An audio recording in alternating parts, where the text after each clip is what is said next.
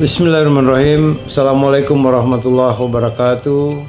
Salam sejahtera untuk kita semua. Om Swastiastu, Namo Buddhaya, salam kebajikan. Saya Nurdin Abdullah, Gubernur Sulawesi Selatan, tentu sangat mendukung atas pelaksanaan reuni berbagi untuk pengumpulan dana amal yang diselenggarakan oleh Tribun Sulawesi, Kalimantan, dan Nusa Tenggara yang dilaksanakan pada Sabtu 30 Mei 2020. Tentu saya berharap acara untuk mengumpulkan dana bagi warga berdampak COVID ini berlangsung dengan sukses. Terima kasih. Wassalamualaikum warahmatullahi wabarakatuh.